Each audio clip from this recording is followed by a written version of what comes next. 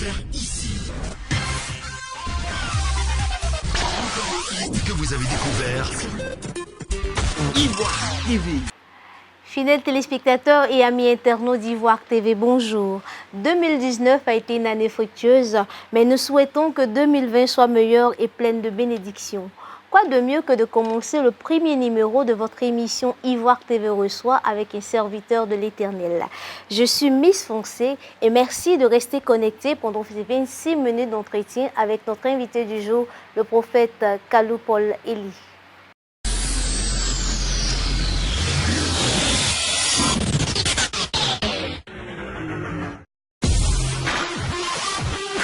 Bonjour prophète Paul Eli et merci de nous avoir invités. Bonjour à vous, Miss Boncé, et à toute l'équipe de ivoiretv.net. On est très ravis d'être dans votre centre. Vous êtes le pasteur du centre évangélique prophétique Église Corps du Christ. Moi également, soyez la bienvenue. Effectivement, je suis le premier responsable de l'église, le centre évangélique et prophétique, qui tire sa source du livre de Jean 15, versets 1 à 6. Selon que la Bible déclare que Jésus disait « Je suis le vrai cep et vous êtes les sarments, et mon Père le vigneron. Celui qui reste attaché à moi portera beaucoup de fruits. » Nous avons comme vision d'envoyer, de gagner le monde à Jésus, et de permettre à ceux-ci de rester attachés à Christ, et à partir de ça, de développer les caractères de Christ, de développer les fruits de l'Esprit. Amen, amen. Et je dis, la particularité de l'Église, c'est que nous sommes à la fois dans l'enseignement et dans le charismatique. Nous sommes à la fois dans la parole, aussi dans la manifestation de la puissance, parce que la Bible déclare qu'il faut que nous mangeons l'agneau en entier. Il y a des gens qui mangent seulement l'agneau à moitié, mais nous, voulons manger l'agneau en entier. Donc, si l'agneau parle de force et de faiblesse, aussi nous parlerons de force et de faiblesse. Si l'agneau parle de sanctification, nous parlerons aussi de sanctification. C'est un peu le centre évangélique et prophétique, Église Corps du Christ. On voit les pasteurs de nos jours, mais on ne connaît pas le quotidien d'un pasteur. C'est quoi le quotidien d'un pasteur quand il se lève le matin jusqu'au soir? Qu'est-ce qu'il fait? D'abord, moi personnellement, je ne parlerai pas pour tout le monde, mais moi personnellement, un pasteur quand il se lève le matin, bon, généralement c'est rare que je me lève le matin. C'est très rare que je me lève le matin. C'est pas du fainéantisme, c'est pas aussi certainement parce que je suis un paresseux, mais la plupart du temps, on prend la peine de préparer le jour, la nuit. Moi, j'ai pris la peine de toujours préparer mes nuits et je fais beaucoup de veille. Ce qui fait que les matins, j'ai peine à me réveiller. Et même quand je ne veille pas la nuit, si j'ai trop dormi, c'est 3 heures, 4 heures. Donc, généralement, entre 6 heures et midi, c'est difficile de me joindre parce que simplement, la nuit, je suis constamment en prière, je suis constamment en train de prier. Et donc, le quotidien pasteur, d'abord, c'est se prier la nuit et après visiter. Il y a plusieurs cas. Vous savez, le pasteur, à la fois, il joue le rôle du psychologue, il joue le rôle du docteur, il joue le rôle du militaire, il joue le rôle de l'assistant social. Il est à la fois tout à la fois. Pourquoi? Parce que Dieu le demande ainsi d'être le serviteur de tous pour être le serviteur du plus grand. Donc, c'est un peu ça le rôle du pasteur. Tout à l'heure, je vous ai appelé prophète Kalou Paul Eli. Quand on sait que dans le corps du Christ, quand même, il y a différents dons. À quel moment est-ce qu'on sait qu'on a ce don de prophétie ou bien on a le don de l'évangélisation? D'abord, je veux faire une différence. D'abord, le prophète, il est différent du don de prophétie. Le pasteur, au même titre que l'apôtre et autres, tout le monde peut manifester le don de la prophétie. Tout le monde peut le manifester, mais le prophétique est un appel. Être prophète, c'est un appel. Et quelle est la différence entre le prophétique? Le prophétique, c'est en réalité Dieu qui t'appelle en tant que prophète. C'est un don. Ça diffère des 9 dons, parce qu'il y a d'abord les 5 dons qu'on appelle les dons qui sont les appels en réalité, et les dons ministériels, et il y a les 9 dons qu'on appelle les dons surnaturels. Donc les 9 dons diffèrent des 5 dons ministériels. Les 5 dons ministériels sont pasteurs, apôtres, docteurs, évangélistes et prophètes. Mais les 9 dons, eux, sont différents carrément. Mais celui qui est docteur peut manifester les 9 dons spirituels, comme celui qui est évangéliste peut manifester les 9 dons spirituels. Le prophète n'est pas forcément associé à la prophétie. Le prophète, ce n'est pas forcément celui qui donne la prophétie. Mais un prophète peut donner la prophétie. Amen, amen. Un pasteur peut donner la prophétie. Donc, il y a une différence entre le prophétique, le prophète et la prophétie. Amen, amen. Gloire à Jésus. Je pense que j'ai répondu à la question. Oui, ben pourtant, quand on voit dans les Saintes Écritures, quand on parle de prophète, souvent on parle de voyant. Donc c'est un peu difficile pour nous d'assimiler que le prophète ne soit pas aussi celui-là qui voit et celui-là qui parle de la part de Dieu. Le prophète peut voir.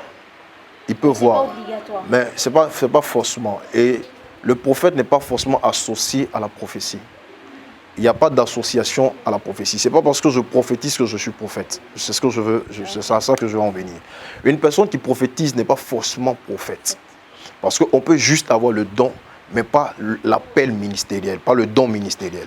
On peut juste avoir le don de prophétiser, le don de voir, mais pas l'appel ministériel. Parce que l'appel, en réalité, c'est une fonction que Dieu établit. Et cette fonction-là découle de l'ordre de Melchisédek. Selon que la Bible déclare que Jésus est sorti de l'ordre de Melchisédek. Il y avait deux ordres, l'ordre de Melchisédek et l'ordre d'Aaron. Aaron, c'était déjà ceux qui étaient préétablis, prédéfinis à devenir pasteurs, donc les sacrificateurs. Mais Melchisédek, c'est celui qui n'est pas forcément, celui dont le père n'est pas prophète, dont le papa n'est pas sacrificateur, que Dieu choisit et met cet appel sur lui afin de parler pour lui. Nous avons plusieurs cas, le cas de Michée, le cas de Nathan, le cas d'Élisée. Ceux-là, même Élie le Tishbite, ceux-là qui n'étaient pas forcément nés d'un père sacrificateur, mais que Dieu a pris. Donc c'est cette différence-là que je veux établir. Pourtant aussi, de nos jours, quand même, on se rend compte qu'il y a des écoles de prophétie. On voit des affiches dans les villes d'Abidjan où on dit c'est une école de prophète. Si vous venez apprendre le dos de prophétie, inscrivez-vous dans nos établissements. Je pense que ça, c'est un problème dessus parce que généralement, il y a des écoles pour former les prophètes. Mais il n'y a pas d'école de prophétie. Bon, ça, c'est peut-être que vous m'informez. Bon, école, je parle d'une école donc pour former les prophètes. Moi, on peut transmettre à quelqu'un le don de pouvoir voir quand on sait que c'est un don qu'on a reçu de Dieu. Effectivement, on peut le transmettre. Parce que la Bible dit que l'onction contamine. Okay. Et la Bible dit ne méprisez pas les dons que vous avez reçus par imposition des mains. Ça veut dire qu'on peut transmettre le don, mais on ne peut pas transmettre l'appel au fait. Je vais faire la différence entre les dons ministériels et les dons du surnaturel, les dons de puissance ou généralement qu'on appelle les dons spirituels. Amen, amen. Amen. Il y a les dons spirituels qui sont à part et il y a les dons ministériels qui sont à part. On peut transférer un don en quelqu'un, par exemple le don de parler en langue, le don de prophétie, le don de parole de connaissance. On peut même prier pour une personne pour que ses yeux s'ouvrent. Mais on ne peut pas transférer le don ou l'appel prophétique dans la vie d'une personne. Amen. L'appel, c'est Dieu qui t'a appelé, qui t'a désigné. Comme il pouvait dire à Jérémie, je t'ai choisi depuis le sein de ta mère. Avant même que tu ne naisses. C'est le choix de Dieu, c'est l'appel que Dieu a brandi sur ta vie, c'est la destinée que Dieu trace au devant de toi, c'est le chemin que Dieu place pour ta vie, pour ton histoire. Je ne sais pas si je me fais comprendre. Maintenant, les écoles viennent former, révéler le don en toi, te donner les outils, te donner l'approvisionnement nécessaire pour que ce don-là puisse exploser. Mais en réalité, une école n'est pas désignée pour donner certainement une prophétie, pour apprendre à quelqu'un à prophétiser, non. Amen, amen, non.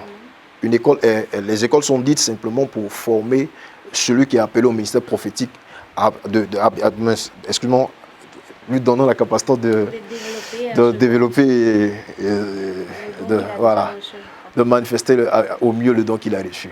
Amen. Amen. Aujourd'hui, pasteur, on se rend compte que dans nos églises, quand on entend qu'un prophète arrive, l'église se remplit.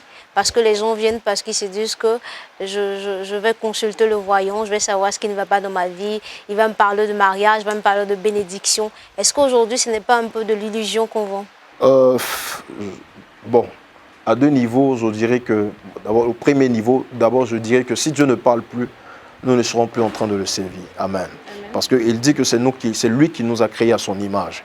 Pour tout homme, nous avons besoin forcément d'entendre une parole venant du Seigneur, une orientation, afin de nous permettre d'entrer dans notre destinée ou de marcher comme il faut. Parce que souvent, tu peux penser mieux faire, pendant que Dieu ne t'attend pas à ce que tu fais. Donc, tu as besoin d'orientation. Je ne suis pas contre le fait que les gens viennent pour des orientations prophétiques, mais je suis contre le fait que des gens ont la pensée peut-être de glorifier le prophète au lieu de glorifier Dieu, voilà, le Dieu du prophète. De placer le prophète à un certain niveau au lieu de placer le Dieu du prophète au niveau suprême. C'est là le problème. Et généralement, le prophète ne prophétise pas seulement pour le mariage. Il ne prophétise pas seulement peut-être pour le travail. Il est aussi capable de prophétiser te disant que ta vie spirituelle n'est pas en phase avec le Seigneur, range ta vie.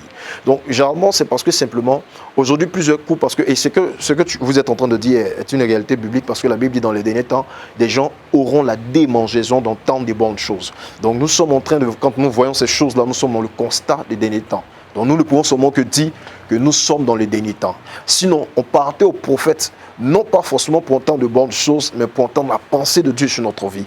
Donc, celui qui vient au prophète pour entendre la pensée de Dieu, il fait bien. Amen, amen. Parce que la pensée de Dieu, ce n'est pas forcément que tu vas réussir. Dieu peut te dire simplement, change ta vie. C'est aussi là une forme de réussite. Amen, amen. Dieu peut te dire là, sois converti, ou tu as marché hier, tu as mal marché. Là aussi, c'est une autre forme de conversion ou d'apport de bénédiction que Dieu veut apporter à ton âme. Donc le prophète, ce n'est pas seulement celui qui te donne seulement l'illusion d'avoir de bonnes choses, mais c'est celui qui te donne la pensée de Dieu, qui t'oriente et qui t'emmène au cœur de Dieu. Vous êtes prophète, j'ai bien envie de poser cette question-là. Est-ce qu'il vous est déjà arrivé de donner une prophétie et la même personne revient pour vous dire que la prophétie tarde et ne s'accomplit pas et la personne a l'impression de ne pas vous croire? Effectivement, tout homme de Dieu connaît souvent ce genre de principe. La prophétie qui tarde ne s'accomplit pas. Vous savez, la Bible a 3000 prophéties. 3000 prophéties qui n'est pas encore accomplies au niveau d'Israël. C'est celle de Jésus revient qu'on connaît tous. C'est celle de Jésus revient. Mais la Bible a 3000 prophéties qui ne sont pas encore accomplies, même au niveau d'Israël. Vous savez, lorsqu'une prophétie est donnée, lorsqu'elle est relâchée, son accomplissement ne dépend pas de celui qui l'a apporté. Amen, amen. C'est comme celui qui apporte la prophétie est un messager. Quelqu'un peut vous envoyer un cadeau. Ce que vous allez faire du cadeau ne le revient pas à lui, mais à vous-même. Il a laissé le cadeau dans votre main. Si vous voulez prendre le cadeau, déballer le cadeau, cela est de votre responsabilité. Si vous voulez garder le cadeau, cela il va de votre responsabilité. Mais néanmoins, si vous voulez gâcher le cadeau, brûler le cadeau, cela il va de votre responsabilité. L'homme de Dieu qui donne la prophétie, en réalité, lorsqu'il a relâché la parole, c'est celui qui reçoit la parole, qui doit commencer maintenant à travailler afin que celle-ci s'accomplisse. Par exemple, on peut donner une prophétie à quelqu'un, demain, Dieu dit à telle heure, voici ce qui va arriver. Et pendant que la prophétie est relâchée, toi tu vis mal. Ou toi, comme je dis, tu détruis le cadeau. La parole de Dieu ne va pas s'accomplir parce que la Bible déclare que Dieu n'exauce pas les pécheurs. Amen, amen. La parole a été relâchée parce que simplement Dieu attendait que tu marches selon que lui il veut, afin que cette parole relâchée s'accomplisse. Mais si tu ne marches pas selon que Dieu veut, cette parole ne va pas s'accomplir. Donc dans la prophétie, il y a celui qui reçoit le message qui a sa part de responsabilité. Et le prophète n'accomplit pas les prophéties. Il faut que les gens savent ça. C'est Dieu qui exauce les prophéties. Maintenant, je veux répondre rapidement sur une question. Il y a des faux prophètes. Il y a des gens qui vont parler, pas parce que Dieu a parlé. Je parle là d'une prophétie qui a été donnée par le Seigneur. Dieu qui utilise le canal du prophète pour parler, disant à son fils, voici ce qui va arriver. Quand Dieu a parlé, il met tous les moyens pour accomplir la prophétie. Maintenant, n'empêche qu'il y a des gens qui peuvent parler de leur propre chef ou qui peuvent parler d'un autre Dieu qui n'est pas le Dieu que nous servons. Donc là, on va chercher maintenant la source de la prophétie. Amen, amen. Donc, quand on parle de prophétie qui s'accomplit ou qui ne s'accomplit pas, il faut chercher la source de la prophétie. Est-ce que c'est Dieu qui a parlé? Quand on parle de source aujourd'hui, je suis sûr que vous avez remarqué qu'en Côte d'Ivoire, il y a une prolifération d'églises. C'est difficile d'identifier quelle est la véritable église, quelle est l'église qui appartient réellement au corps du Christ. D'accord, je veux bénir Dieu d'abord pour la prolifération de l'église. Amen, amen. Je veux bénir Dieu pour ça déjà. Je bénis Dieu parce qu'il y a plusieurs églises et ma prière c'est qu'il y ait plusieurs églises que plusieurs maquis. Amen, amen. Vous savez, ça ne dérange pas trop les gens qui aient plusieurs maquis, ça ne dérange pas trop les gens qui aient beaucoup de bois de nuit, ça ne dérange pas trop les gens qui aient beaucoup de fumoir, mais ça dérange un peu les gens qui aient beaucoup d'églises parce que déjà dans l'esprit des gens il y a une conception. Mais vous savez, le système dans lequel nous vivons est le système du diable parce que le monde même, la définition du monde c'est le système du diable qui combat Dieu. Donc il est normal pour que les gens combattent l'Église, ça c'est normal. Mais dans ce qui est en train de proliférer, on a constaté qu'il y a aussi des églises qui ne sont pas des églises de Dieu, ou des leaders qui ne sont pas des leaders de Dieu. Souvent ce sont des loups qui prennent, l'apparence de la brebis et qui viennent s'insérer dans la bergerie. Mais en réalité, la Bible déclare que pour reconnaître cela, parce que déjà Dieu parle de ça, la Bible parle de ça, donc c'est-à-dire que Dieu avait vu ces choses-là arriver avant. Il dit que vous les reconnaîtrez par le fruit. Amen, amen. Par le fruit.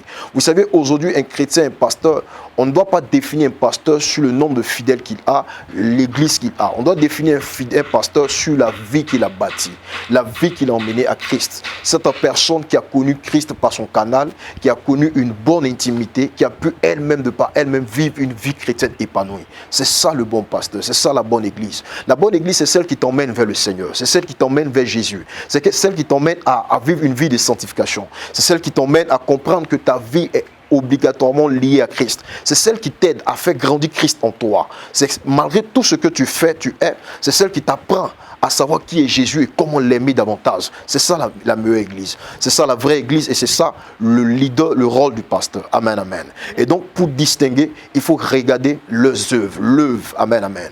qu'est-ce qu'il a apporté, qu'est-ce qu'il a envoyé, qu'est-ce qu'il a créé. Est-ce qu'une personne peut témoigner qu'à partir de lui, je ne dis pas qu'à partir de lui, il a reçu de l'argent, à partir de lui, ses affaires ont marché, non, mais à partir de lui, sa vie chrétienne reste stable. À partir de lui, il a l'impression de connaître Dieu davantage. Lui seul, par lui-même, il peut se développer et aussi entraîner d'autres personnes dans la vie chrétienne. C'est ça le vrai chrétien. Vous avez parlé de message de sanctification, pourtant aussi on se rend compte que ce message-là est de moins en moins prêché à l'église. On parle plus de prospérité, on parle d'entrepreneuriat, on parle plus des choses du monde. Est-ce que le monde n'est pas un peu entré à l'église? Bon, je dirais que le monde, nous savons déjà que ça c'est une réalité. Je ne suis pas en train de dénigrer l'église parce que je suis du corps.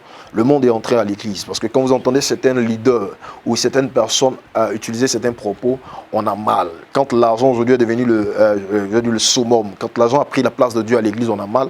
Ça veut dire que quelque part, il faut que nous ayons la réalité et la vérité de dire que le monde est entré dans l'église. Amen. Le monde est entré dans l'église, effectivement. Mais je dirais que Dieu a encore son église. Dieu a encore son église. Il y a encore ses brebis. Parce qu'il dit, mes brebis entendent ma voix et elles me suivent. Amen. Donc, le message de la sanctification, en réalité, c'est le message basique de la Bible. Gloire à Jésus. C'est le message qui est la base de la vie chrétienne. Un chrétien se doit d'être sanctifié et de marcher dans la sanctification. Je ne dis pas que par moment, il ne peut pas arriver des temps de chute. Cela peut arriver. Mais celui qui chute et qui a l'intelligence, la bonne intelligence qu'il est dans une impasse, qu'il doit se relever, c'est celui-là qui est le chrétien. Mais celui qui chute et qui reste dans sa manière, dans sa vie, et qui n'a même pas en lui cette conscience lui rappelle qu'il est en train de s'éloigner de Dieu, celui-là a un problème. Amen, amen. Donc, qu'est-ce que aujourd'hui, vous parlez du message de la sanctification, effectivement, ce message a fui nos églises. Mais il y a des églises encore qui parlent de la sanctification. Il y a des gens qui vivent la sanctification. Il y a des gens qui marchent et qui vivent selon la sanctification. Amen, amen. Il y a des églises qui prônent la sanctification. Si vous voulez que votre église soit grande, il faut que ce message-là soit moins écouté. Non, mais nous prêchons ici la sanctification. Ce n'est pas parce que je suis parfait, ce n'est pas parce que je suis sans défaut, mais nous prêchons la sanctification. Un leader qui se veut être de Christ de Dieu est obligé de donner le message de Dieu. Amen, amen. Et quand Dieu vous demande de prêcher la sanctification, vous n'allez pas prêcher un autre message autre que le message que Dieu vous a demandé de prêcher. Amen, amen. L'église, nous sommes seulement les gestionnaires. Le propriétaire, c'est Christ. Amen, amen. Donc Christ peut venir donner un message. S'il veut que nous prêchions sur tel message, nous prêchons le message. Et ici, nous prêchons le message de la sanctification. Amen. Amen. Nous prêchons le message de la sanctification parce que nous croyons, comme j'ai dit, nous mangeons Christ en entier. Si nous voulons la puissance, si nous voulons la gloire, il faut aussi que nous apprenions les fondements de la puissance et de la gloire qui sont la sanctification. Amen, amen. Sans la sanctification, la Bible dit, nul ne verra Dieu. Donc Dieu ne peut pas se manifester s'il n'y a pas de sanctification. Pasteur, tout à l'heure, vous vous êtes réjoui du fait qu'il y ait une prolifération d'églises, mais on se rend compte aussi que dans cette prolifération d'églises, chaque dénomination veut s'attribuer Dieu. Chacun dit non, Dieu est chez moi, Dieu est chez moi. Est-ce à dire que dans le corps du Christ, vous ne vous entendez pas? La Bible répond à cette question. La Bible dit diversité de ministère, mais le même esprit. Amen, amen. Diversité de dons, le même esprit. Effectivement, il y a plusieurs personnes aujourd'hui qui veulent s'attribuer Dieu. C'est moi qui connais Dieu, Dieu est ici. Amen, amen. Moi, je pense que c'est une erreur. Il faut qu'on le dise, c'est une erreur. Amen. Personne n'a le monopole de la connaissance de Dieu. Amen. Dieu peut nous faire la révélation ou Dieu peut nous donner la capacité de le connaître à un niveau, à une dimension. Mais nous ne connaissons pas Dieu totalement et complètement. Gloire à Jésus. Et Dieu peut susciter une autre personne que nous. Une autre personne même plus ou plus puissant que nous. Ça, c'est l'œuvre de Dieu et c'est ce qu'il accomplit. Amen, amen. Vous comprenez avec moi que aujourd'hui, Dieu, je m'appelle Paul Élie. Et le Seigneur, quand il m'a appelé, il m'a dit, ne fais pas la même erreur que certaines personnes ont faite. Amen. À savoir, penser qu'ils sont seuls, penser qu'ils sont en train de marcher seuls, ils sont les plus forts. L'erreur qu'Élie a eu à faire, c'est que Élie a pensé pendant un temps qu'il était seul face à Akab et aussi face aux prophètes de Baal et face à Asherah, les prophètes de Asherah et face à Jézabel. Il avait pensé qu'il était seul. Et Dieu lui a dit, quand il a fini de parler ainsi, Dieu lui a dit, tu n'es pas seul, il y a 7000 personnes qui n'ont pas fléchi genoux. Dieu peut mettre une personne en avant pendant un temps, mais ça ne signifie pas que c'est toi. Tu es seul. Amen, amen. Dieu peut te choisir pendant une saison. Dieu peut te présenter pendant une saison. Mais ça ne doit pas signifier que tu es seul. En réalité, il y a 7000 autres qui n'ont pas fléchi chez nous. Amen, amen. Donc, il y a des gens qui sont plus forts que toi, qui sont dans l'ombre, qui sont la réserve de l'Éternel. Amen. Que Dieu peut appuyer à chaque moment. Donc, la pensée de penser qu'on est seul, en réalité, c'est une pensée qui vient du diable et c'est une pensée destructrice, égoïste et méchante. Je dirais ça ainsi. Ok, je crois que nos téléspectateurs l'ont compris. Parce que moi, j'ai cette question personnelle que j'ai envie de demander. On dit, la Bible nous enseigne que quand on est en Jésus-Christ, nous sommes une créature nouvelle. Pourtant, on se rend compte que des chrétiens, nous sommes en Jésus-Christ, ils sont en Jésus-Christ, mais pendant des années, ils ne pratiquent pas l'amour, ils ne pratiquent pas les fruits de l'esprit. C'est eux qui pratiquent plutôt de la médisance, de la calomnie, les gens qui ne pardonnent pas. Est-ce que c'est dû à un manque d'enseignement dans nos églises ou c'est parce qu'aujourd'hui, c'est-à-dire le chrétien n'ouvre pas son cœur afin que Christ y demeure? Amen. Merci pour la question. Vous savez, à l'église, on retrouve trois catégories de personnes, comme je disais. Il y a d'abord les non-convertis à l'église. À l'église, il y a les non-convertis. Il peut y avoir des non-convertis dans l'église. Effectivement. Parce que la Bible déclare que Jésus a dit que je ne suis pas venu pour les bien portants, je suis venu pour les malades. Okay. Amen. Il y a les non-convertis, il y a ceux qui sont en train de devenir, et il y a ceux qui sont chrétiens. Amen, amen. Les non-convertis qui peuvent être des spectateurs à l'église, venir chaque dimanche simplement pour regarder le pasteur prêcher. Ou il y a des gens qui aiment le pasteur. Eux, ils sont fanatiques. Ce sont des fanatiques. Ils viennent simplement parce qu'eux, ils aiment le pasteur. Ils n'aiment pas le Dieu du pasteur. Ils n'aiment pas la prédication du pasteur. Ils n'aiment pas ce que le pasteur dit, mais ils aiment le pasteur. Ils aiment sa manière de faire. Ils aiment comment il parle. Ils aiment la grossièreté qu'il fait sortir. Il est un super fan. Ça, ce sont les fanatiques. À l'église, nous ne faisons pas des fanatiques. Nous faisons des disciples. Un disciple, c'est quelqu'un qui a été discipliné par l'enseignement de Christ. Lorsqu'on parle du disciple, c'est celui qui a une discipline par l'enseignement de Jésus-Christ. Amen, amen. Donc à l'église, nous ne faisons pas les fanatiques.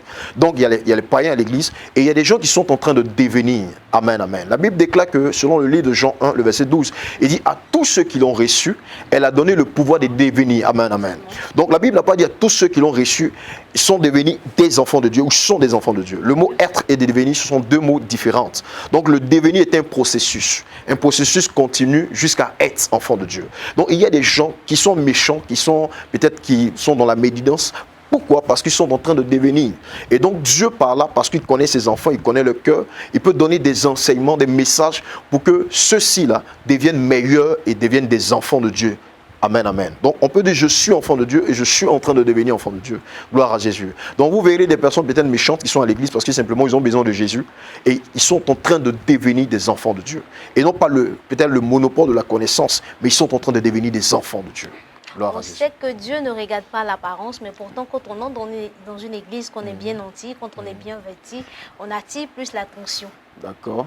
On attire plus l'attention, on nous donne les premières places et tout ça. Est-ce que ce n'est pas un peu de la discrimination? Effectivement, on peut dire que c'est de la discrimination parce que si le leader ne sait pas ce qu'il est en train de faire, amen, amen. Vous savez, quand tu viens à l'église, en réalité, ceux qui viennent peut-être bien nantis, ayant l'argent, gloire à Jésus, nous les prenons au même titre que ceux qui sont pauvres, parce que Jésus-Christ prenait tout le monde au même niveau. Amen. Ça, c'est Jésus-Christ. Je prends le modèle parfait qui était Jésus-Christ. Et aujourd'hui, il y a un constat qui est clair. Il y a des gens qui disent que ceux qui ont l'argent sont plus aimés que ceux qui n'en ont pas. Mais je veux dire une chose. Moi, ici, dans mon église, si tu as l'argent et si tu n'as pas l'argent, vous êtes égaux.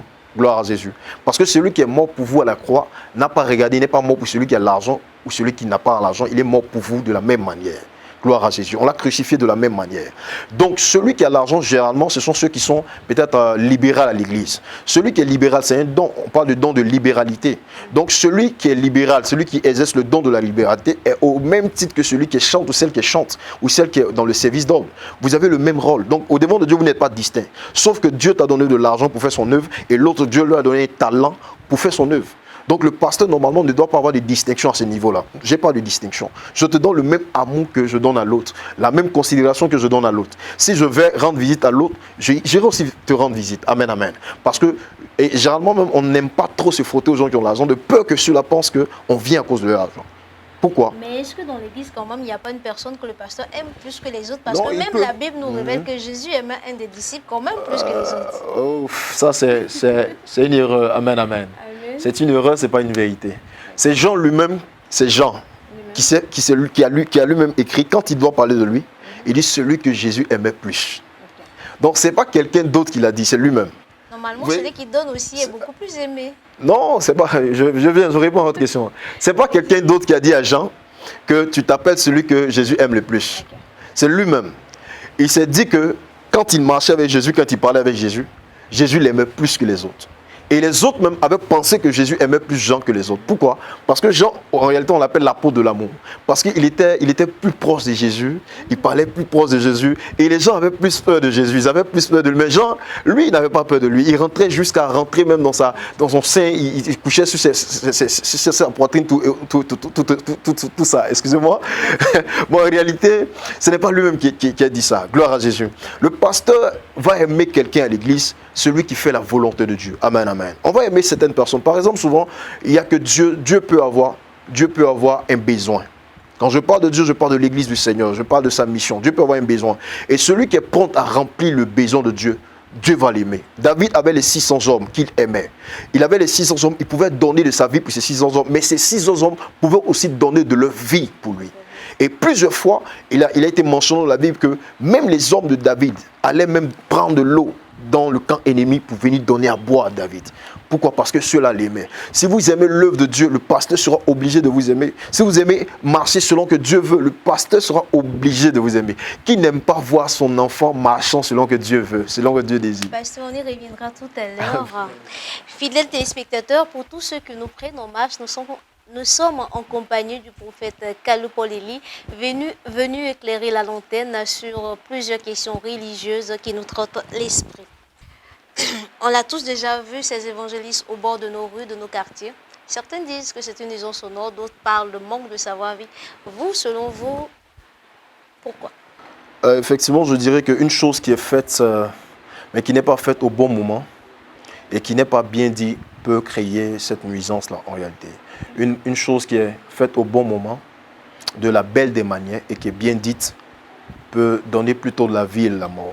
Pourtant, c'est la parole de Dieu, il n'y a pas de temps, il n'y a pas d'heure. Non, effectivement, c'est la parole de Dieu, mais Dieu est un Dieu d'ordre. Dieu n'est pas un Dieu de désordre. Okay?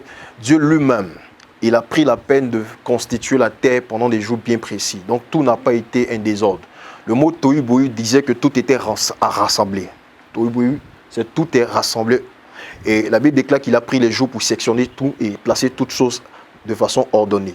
Donc, celui qui vient faire une chose, mais pas au bon moment, déjà est en train de tuer ceux à qui il est en train de parler. Pas de la belle des manières, parce qu'il faut avoir la manière, est en train de détruire l'œuvre qu'il est en train de faire, et qui n'est pas bien dit, est en train d'envoyer un poison. Donc une chose qui n'est pas faite au bon moment, de la belle des manières et bien dite, va tuer. En réalité, nous ne sommes pas contre les gens qui évangélisent, mais nous disons simplement qu'ils doivent savoir le temps propice. Le temps propice pour pouvoir parler, le temps où une âme peut réceptionner ce qu'ils sont en train de dire. Ça, c'est le bon moment. Et de la belle des manières, comment est-ce que cela peut se faire? S'il y a un lieu, s'il y a quelque chose, s'ils peuvent savoir que cette manière-là n'est pas de la bonne manière, qu'ils commencent eux-mêmes par user de sagesse afin de réfléchir sur la manière à faire. La deuxième chose, la parole qui est dite, donc la chose bien dite. Si elle n'est pas bien dite, par exemple, il y a des gens qui se mettent sur la route et qui ne prêchent pas l'évangile. Vous savez, la rue n'a pas besoin de condamnation, la rue n'a pas besoin de jugement, la rue n'a pas besoin encore qu'on le rappelle ce qu'il est déjà. Les gens qui sont dans la rue savent qu'ils n'ont pas Jésus, savent qu'ils vivent mal. Donc, ils n'ont pas besoin de ce rappel-là. En réalité, celui qui doit prêcher le message dans la rue doit prêcher un message d'amour. Dis à quelqu'un hier qui était en train, ou bien quelqu'un même qui est dans sa condition de fumeur, que malgré la cigarette, Dieu t'aime. Il te veut comme ça afin de te changer. Malgré ce que tu fais, malgré la vie que tu mènes, Dieu veut te prendre ainsi pour te changer. Mais quand tu viens dans la rue, que tu veux apporter un message autre que le message de l'amour, condamner les gens, juger les gens, vous verrez que cela va devenir une nuisance sonore. Mais si quelqu'un déjà commence à prêcher le message de l'amour, commence à dire à quelqu'un que quel que soit ce que tu vis, il y a quelqu'un qui t'aime tel que tu es, je pense que ça ne devient pas maintenant une nuisance sonore, mais en réalité ça devient quelque chose de bien qui réjouit le cœur en réalité. Est-ce que la bénédiction de Dieu aujourd'hui s'achète? Quand on sait qu'on demande des sommes exorbitantes à certains fidèles avant d'abord que le pasteur même prie pour eux, et même avant de le recevoir. En réalité, la bénédiction ne s'achète pas. Si nous prenons Christ pour modèle, la bénédiction ne s'achète pas. D'abord, la Bible dit selon Deutéronome, il dit voici les bénédictions qui accompagneront ceux qui auront cru. Donc ça veut dire que déjà même à partir de ce que tu crois, à partir de la foi, il y a des bénédictions que tu actives. Amen, amen. Donc, on n'a pas le droit d'acheter une bénédiction. Écoutez, moi, je ne sais pas comment, je ne sais pas sur quelle base. Parce que vous savez, dans cette vie chrétienne, il y a d'aucuns qui parlent de l'expérience et de la relation avec le Seigneur. Quand vous allez pointer certaines choses du doigt, on va dire non, c'est notre relation avec Dieu. Mais n'empêche que ce que la Bible présente, c'est qu'on ne vient pas chez le voyant ou chez le prophète ou chez l'homme de Dieu les mains vides. Mais l'homme de Dieu n'est pas autorisé à taxer ou à dire donne-moi 1 million, donne-moi ceci. À condition que certainement Dieu a demandé 1 million. Ça, on va mettre ça sur le compte de Dieu m'a dit. Mais comment être dans la véracité de savoir que c'est Dieu qui demande ces 1 million? C'est quand même un peu difficile. Bon, si le pasteur vous dit, si c'est votre pasteur, qu'il vous dit que Dieu lui demande de vous dire de lui donner 1 million, je pense que c'est à lui de vous expliquer comment, parce que moi je ne fais pas ça. Je ne te dirai pas envoie 1 million si il y a souvent des cas qui sont pas des cas habituels. Vous êtes en train de prier pour une personne et Dieu demande que cette personne fasse une offrande. Amen, amen. Et vous pouvez situer l'offrande. Amen, amen. Ça peut arriver. Mais jusqu'à imposer, c'est différent. On n'impose pas. Parce que la Bible dit que tout ce qui n'est pas fruit de conviction est péché. Est-ce que vous comprenez? Donc, on n'impose pas, on situe juste. Mais je vois un peu l'esprit dans lequel vous êtes. L'esprit, c'est peut-être pendant un programme, ceux qui veulent donner 100 000, placez-vous ici, vous aurez la bénédiction de 100 000, de 1 million. Vous allez avoir la bénédiction des millions. Il n'y a pas de bénédiction de 1 million, il n'y a pas de bénédiction de 100 000. Amen. Et généralement, même quand la bénédiction doit venir, la bénédiction ne vient pas en argent ou bien sur d'autres plans. En réalité, vous savez comment Dieu dispense la bénédiction, je vais vous expliquer. Quand vous faites une offrande à l'église, Dieu prend cela en termes de valeur. Et cette valeur-là va parler pour vous, soit pour un cas de maladie, soit pour un cas d'accident, soit pour un cas de protection. Donc en réalité, vos offrandes ne vont pas revenir à 100 000, ou bien soit pour un cas de déblocage. Donc vos offrandes, si celui qui a donné 100 000 qui s'attend à recevoir 1 million, ce n'est pas un placement d'argent. Mais en réalité, Dieu prend cela sur une forme de valeur. Et on ne donne pas son argent à un homme, mais plutôt à Dieu. Je veux préciser ça. On va peut-être aborder la question des dîmes et offrandes. Quand on parle de dîmes et offrandes, rapidement, les dîmes, on ne paye pas la dîme au pasteur. On paye la dîme à Dieu. On ne paye pas l'offrande au pasteur, on paye l'offrande à Dieu. Je peux être dans une église, et parce que dans cette église, on m'enseigne, je me dois de donner la dîme. Amen, amen. La dîme, en réalité, qui est le noyau du fruit, la graine du fruit, ou bien même, je vais dire, le pépin du fruit. Amen. Et la Bible déclare que quand Dieu a placé Adam et Ève dans le jardin, il a défendu Adam et Ève de toucher à 2 arbres, qui est le symbole de la dîme. La personne d'Abraham a payé toute la dîme à Melchisédek, qui n'avait ni père, ni mère, qui était roi du Salem, qui est l'équivalent de Dieu vivant sur terre. Amen, amen. Donc, la dîme est biblique. Gloire à Jésus. Amen. La dîme est biblique. Et l'offrande aussi est biblique. Gloire à Jésus. Donc, on ne paye pas son offrande ou sa dîme à un pasteur, on paye à Dieu. Et c'est Dieu en retour qui se doit maintenant de bénir la personne qui a payé sa dîme et son offrande. Je crois que pour de nombreux internautes qui nous regardent aujourd'hui, je crois que vous pouvez nous donner quand même de savoir si ceux qui demandent des frais de consultation, est-ce que c'est une arnaque? Bon, ceux qui demandent les frais de consultation, à vrai dire, d'aucuns vous diront non, je paye le bâtiment, je dois faire ceci, mais moi je pense que ce n'est pas biblique. C'est pas biblique. Frais de consultation, ce n'est pas biblique. C'est pas biblique. C'est pas biblique. Je dirais simplement c'est pas biblique. C'est pas de Dieu. Gloire à Jésus. Aujourd'hui, qu'est-ce que le chrétien véritable doit faire pour mieux se réconcilier avec Dieu, c'est-à-dire pour vivre cette intimité parfaite, pour se rapprocher un peu de ce qu'on appelle la sanctification? Les 3 choses que le chrétien doit faire pour vivre la sanctification, d'abord c'est se demander, est-ce qu'il est pur, est-ce qu'il est saint? Cette question doit revenir à chaque fois. La deuxième question, c'est, après avoir demandé est-ce que je suis saint, de reconnaître Christ à chaque fois. Vous savez, souvent quand on perd la pensée ou la vision Christ, on peut s'égarer dans la vie chrétienne. Parce que souvent, on a tellement l'habitude d'aller à l'église, donc chaque dimanche, ça devient une routine. Et on peut rentrer là facilement dans la religiosité. Et quand on devient religieux, on n'a plus affaire à Christ. Amen, amen. Mais pour rester toujours chrétien, il faut d'abord toujours se mettre en cause. Est-ce que ma vie plaît à Dieu? Est-ce que je marche comme Dieu veut que je marche? Hier, qu'est-ce que je ne pouvais pas faire hier quand j'avais connu le Seigneur qu'aujourd'hui je suis capable de faire et cela ne me dérange pas? Première chose. Deuxième chose, revenir à Christ. Toujours penser au sacrifice du Seigneur. Repenser à Christ à chaque moment. Seigneur, voici le sacrifice que tu as fait pour moi. Et troisième chose, demander toujours à Christ de nous donner sa vie, sa nature. De développer en nous sa vie, sa nature, afin que nous soyons comme lui et nous paraissions comme lui. C'est ce que le chrétien doit faire pour se rapprocher de Dieu. Et à la suite de ces choses-là, toujours prier, méditer, amen, amen, et chercher véritablement Dieu de tout son cœur. Merci, prophète Kalou Poleli, d'avoir accepté notre invitation. On espère vous revoir très prochainement sur le plateau d'Ivoire TV. Merci à vous. C'est moi qui vous remercie. C'est moi qui remercie toute l'équipe d'Ivoire TV. Que le Seigneur vous bénisse et que véritablement, il vous donne de grandir dans ce que vous faites. Qu'on voit des choses magnifiques se réaliser à partir de votre émission. Que le Seigneur vous bénisse encore. Nous étions avec le prophète Kalou Poleli, venu éclairer la lanterne sur les questions de religion chrétienne. Je ne pourrais terminer cette émission sans vous souhaiter le vœu pour 2020. Toute l'équipe d'Ivoire TV se joint à ma modeste voix pour vous souhaiter des vœux de santé, de bonheur, de prospérité, d'amour et surtout de paix. Merci d'être resté en notre compagnie. À très bientôt pour un prochain numéro sur les antennes d'Ivoire TV.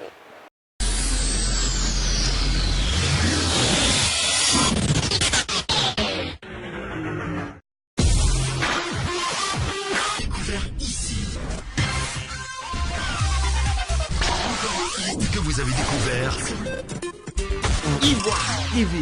Ivoire TV.